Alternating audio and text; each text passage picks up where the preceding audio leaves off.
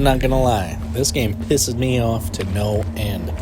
There are so many parts that are difficult, it's unbelievable. I've become so unbelievably frustrated by a huge amount of sections in this game. It could possibly be because I'm old as dirt at this point.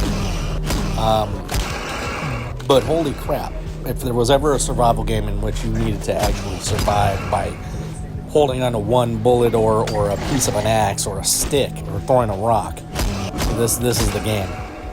That being said, it may be one of the best games I've ever played, from a horror standpoint especially. It reminds me of the old Silent Hill games, especially Silent Hill The Room, and a lot of the psychological twists, just the sheer oddity of that game. Some of the stuff you're going to see in this one is just downright strange, I guess, to put it lightly. And there's a great deal of disturbing imagery as well. But let's get into the mechanics a bit. There's a decently robust crafting system that rewards careful decisions, and I found myself holding on to every bottle, rag, and rock, hoping to be able to make future use of the detritus.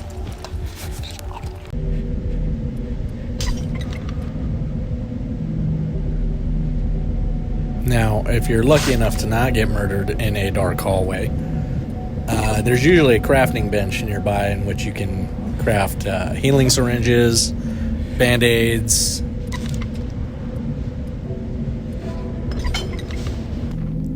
Graphically, the game is amazing. You can almost feel the dank humidity wafting off of every brick and wooden structure.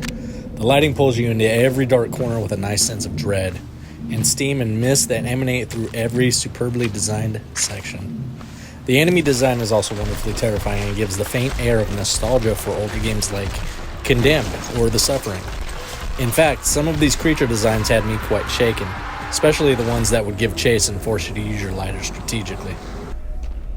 Yeah, you heard that right. Your lighter. There are some sections where you literally just use your lighter. But to be honest with you, some of the most intense sections in the game.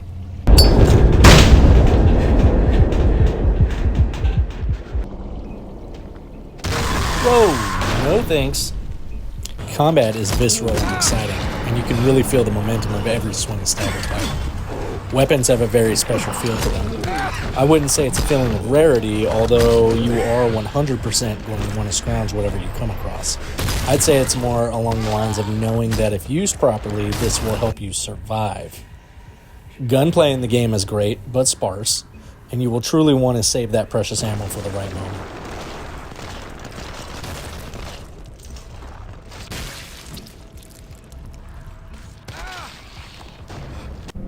The audio design in Total Chaos is also very well done, from footsteps around the corner to the painful breathing of your character.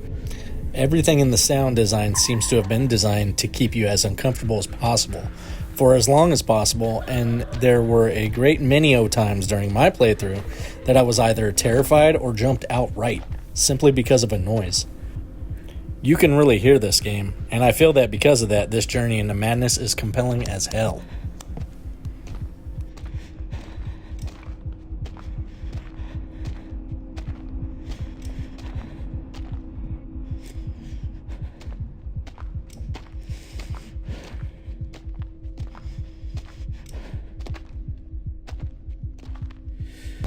Oh no.